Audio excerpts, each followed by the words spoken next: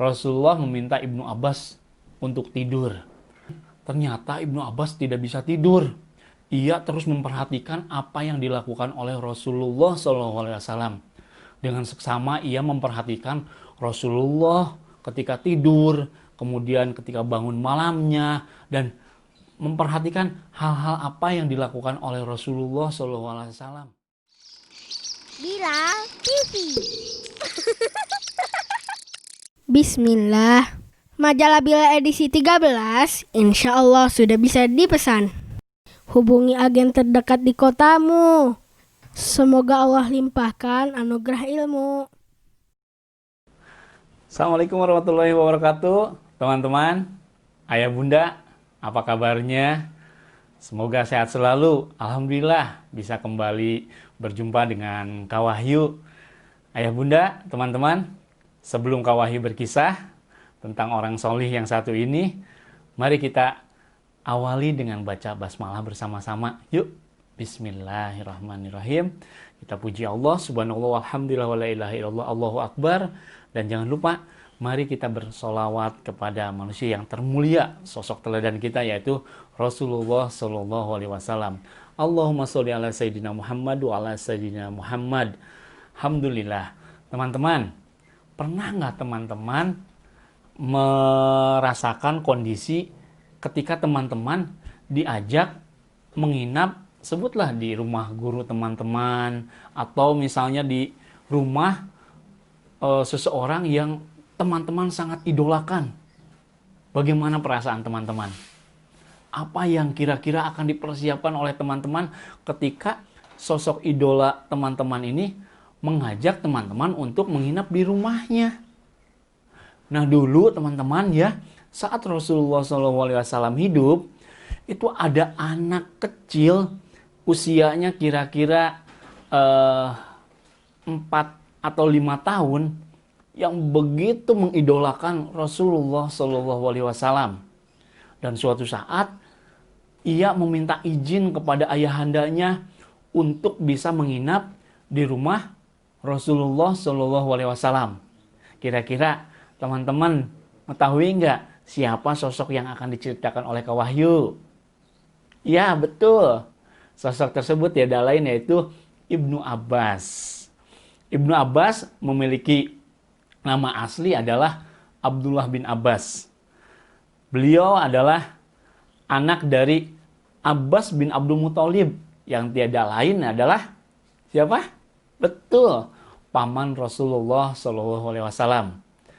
Dari ke-10 paman Rasulullah, hanya 2 yang mengikuti Rasulullah SAW masuk Islam, yaitu yang pertama Hamzah bin Abdul Muthalib, dan yang kedua adalah Abbas bin Abdul Muthalib. Teman-teman, Ibnu Abbas ini lahir 3 tahun menjelang Nabi hijrah.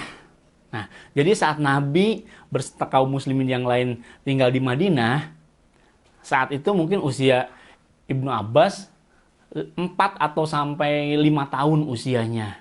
Dan yang sangat menarik adalah sejak kecil Ibnu Abbas ini sering diajak ayahandanya untuk datang di majelis ilmu Rasulullah. Sejak kecil teman-teman, Ibnu Abbas ini berbeda dari anak-anak yang lainnya. Ibnu Abbas lebih senang duduk di majelis ilmu dan melapalkan ilmu-ilmu yang disampaikan oleh Rasulullah. Ia sangat tidak menyukai bermain-main. Suatu hari, Ibnu Abbas mengetahui bahwa Rasulullah SAW menginap di rumah Maimunah binti Haris, yaitu bibinya Ibnu Abbas, yang tidak lain juga adalah istri dari Rasulullah SAW. Kemudian Ibnu Abbas, teman-teman ya, minta izin kepada ayahandanya untuk bisa menginap di rumah sang bibi. Dan sangat gembira sekali ketika ayahandanya yaitu Abdullah bin Abbas mengizinkan agar Ibnu Abbas bisa menginap di rumah bibinya.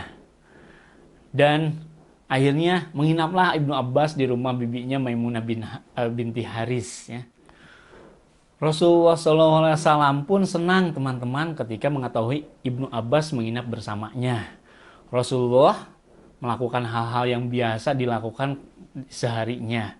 Nah, ketika menjelang malam setelah Isya, Rasulullah melakukan sholat sunnah. Kemudian setelah melakukan sholat sunnah, Rasulullah berbincang dengan istrinya, yang tidak lain tadi bibinya Ibnu Abbas kayak gitu. Dan kemudian Rasulullah meminta Ibnu Abbas untuk tidur. Ternyata Ibnu Abbas tidak bisa tidur. Ia terus memperhatikan apa yang dilakukan oleh Rasulullah SAW. Dengan seksama ia memperhatikan Rasulullah ketika tidur, kemudian ketika bangun malamnya, dan memperhatikan hal-hal apa yang dilakukan oleh Rasulullah SAW. Saat Rasul pertama bangun, apa yang dibaca, bagaimana wudhu dan sholat malamnya Rasulullah.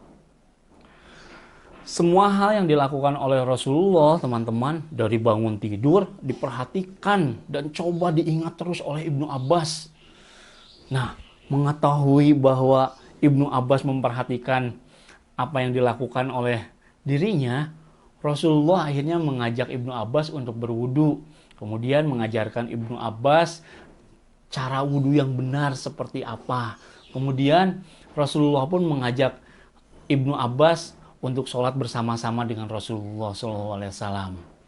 Dan semua hal yang dilakukan oleh Rasulullah yang diingat oleh Ibnu Abbas inilah yang kemudian diriwayatkan Ibnu Abbas dan dihimpun dalam kitab hadis Imam Bukhari.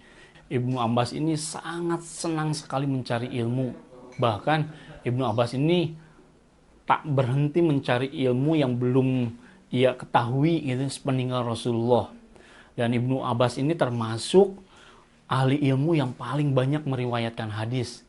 Sehingga bukan hanya teman-teman yang seusianya gitu, yang mendengarkan ilmu-ilmu dari beliau. Bahkan pada zaman Khalifah Umar bin Khattab pun, pendapat Ibnu Abbas ini menjadi salah satu rujukan yang dijadikan bahan pertimbangan sang Khalifah dalam memutuskan sesuatu. Sehingga mudah-mudahan teman-teman nih, ketika setelah tadi mendengar kisah Ibnu Abbas, semakin senang lagi untuk terus menjadi ahli ilmu, belajar terus. Nah, demikian teman-teman. Mudah-mudahan cerita yang disampaikan oleh Kak Wahyu bermanfaat untuk teman-teman, juga untuk ayah bunda di rumah. Terima kasih. Assalamualaikum warahmatullahi wabarakatuh.